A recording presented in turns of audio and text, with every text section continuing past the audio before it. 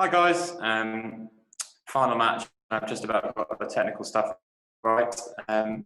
Ben Ransom from Sky Sports News. Might you be able to start us off? No worries. Absolutely. If I've just jumped on you and you're not. Of course. Lisa, can you hear us all right? I think Lisa's frozen on us. The reception's not great. Let me just... No.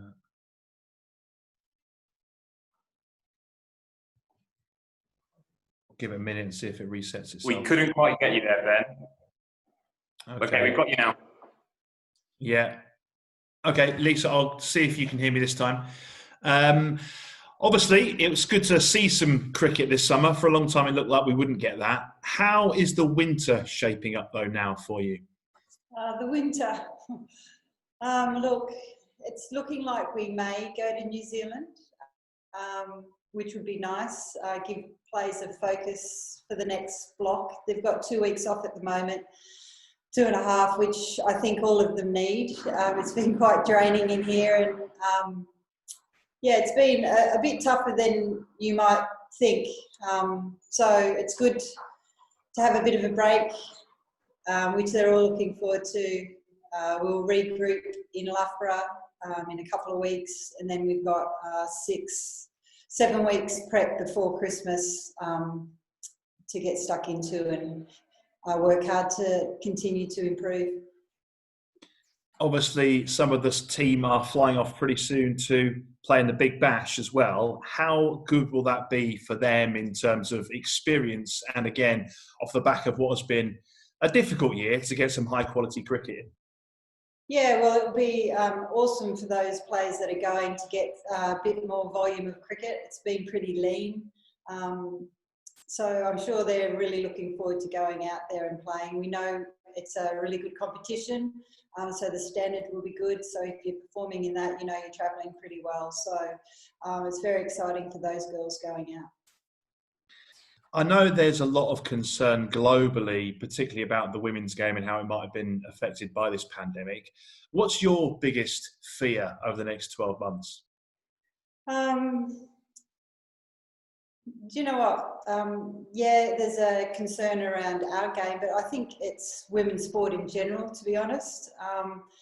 I think we're getting real momentum across a lot of sports, and it's just seems a little bit harder to get the women's stuff up and running. Obviously, financial, that has a big impact. From a cricket perspective, it will be the countries that maybe can't afford to do what the ECB have done and what Australia have done to host New Zealand. So cricket for the countries that may not be financially in the same position as Australia and England at the moment is probably the biggest concern, that they actually get to play some cricket and they don't go for long periods of time, because all teams were really improving and they were on the way up, and it was cricket in that space was really competitive. So hopefully we can move forward and see what that looks like, and I suppose look forward to playing some cricket soon, hopefully. Lovely. Thanks for your time, Lisa. Thanks, Ben. Rory, please. Lisa, I just wanted to just reflecting on the game tonight. Was that really, you know, I know nobody plans for a 5-over game, but was that the kind of scenario that you needed? Obviously, the previous 4 games, the result was fairly well known going into the last few overs, but because of the nature of the 5-over game, it was high intensity, high pressure, and you got to see how some of the guys responded under pressure. Yeah, obviously 5 overs, 30 balls, you're going to be put under pressure. Probably, to be honest, every ball you bowl and every ball you face. Obviously, as the day went through, you knew we weren't going to play face a lot of overs, and it was getting to that stage where you knew if we were going to play, it was going to be a short match. So yeah, it was a fantastic opportunity to see how the players went with a bit more pressure, and yeah, it was pretty crazy there, wasn't it?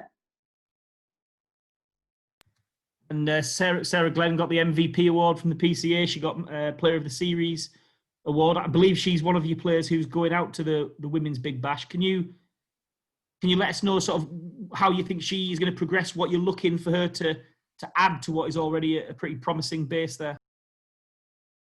Yeah, she's been fantastic over the last 12 months, and I'm really pleased to see that she got voted Player of the Year by the players. It shows, I suppose, where her and Sophie Eccleston in the middle there throughout the T20 format has really changed the game for us and made us competitive in that middle phase to take wickets. And she's been a big instigator of getting those wickets with Soph. So from a team aspect, it's been really good to see her progress. We haven't seen the best of Sarah Glenn.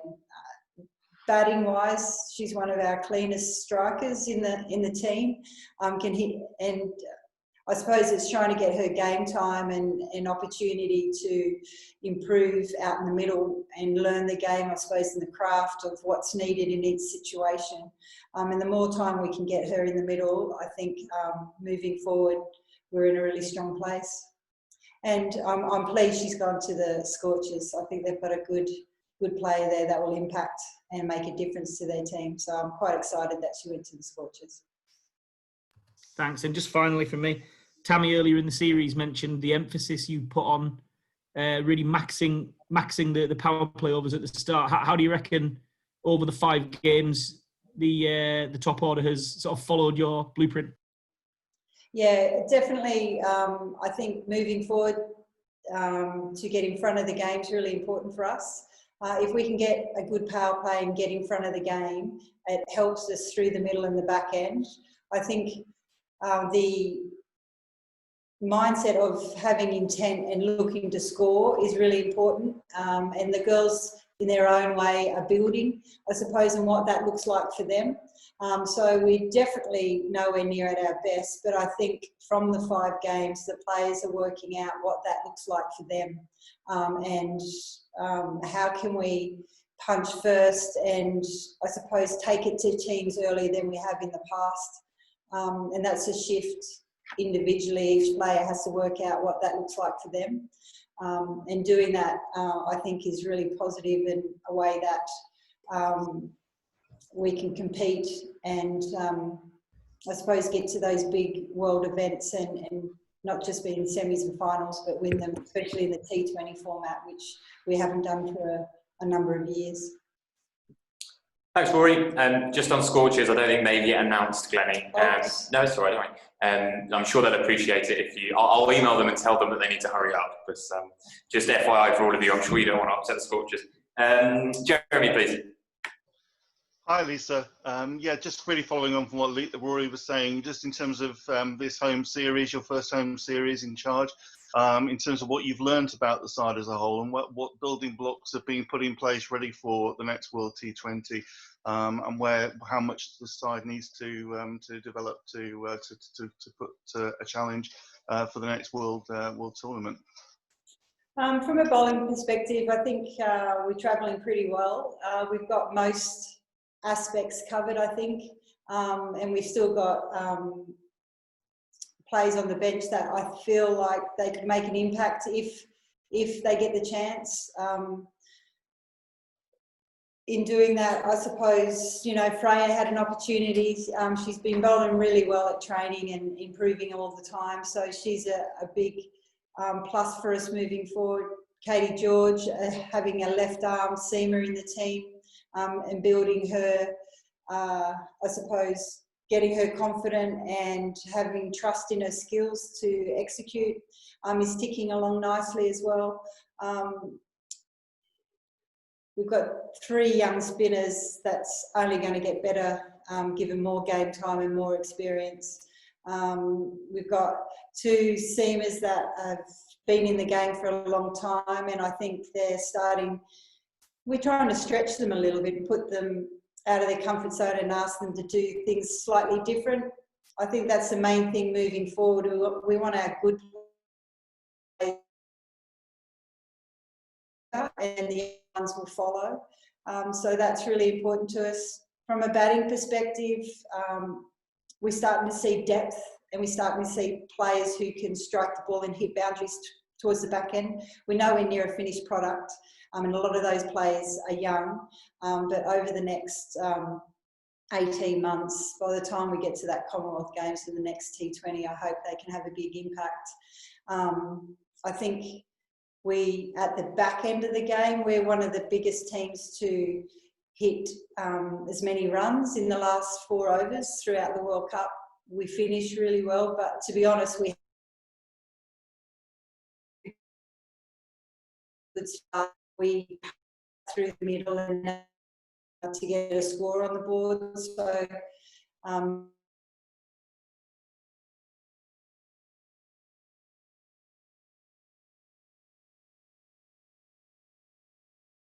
Siva and Heather Knight's going from strength to strength and can really clear the boundary. So bits and pieces that we still definitely have to work on and improve, but I'm quite happy on how we're tracking at the moment. And in terms of the batting order, well, Tammy moving up at the top, Amy Jones coming in lower down. Are you happy with that, how that sort of shape of the batting lineup's looking? Oh,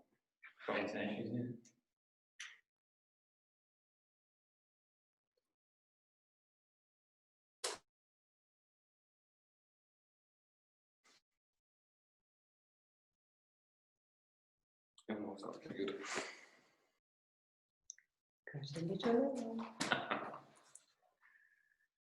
Hello guys, have you got us at the minute? Yep, can you hear you now, Henry? Oh, lovely. Jeremy, finish your question, sorry.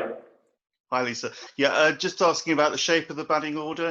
Obviously, Tammy moving up now opening the power play. Amy Jones moving down. Both the players have scored half centuries this series. Are you pleased with that sort of a settled lineup now for you? Look, I definitely think we're improving and we're getting better. I still think we've got a lot more improvement to do and to get better plans against, I suppose, matchups. Everyone has matchups and everyone knows strengths and weaknesses. So what we're trying to do is work hard in areas where we think we'll get maps, make sure the players are getting better in those areas. So this has improved and working really hard because we really probably see what she's going to get bowled at her and who's going to bowl in most teams, I reckon. And then the same with Amy, you know, she'll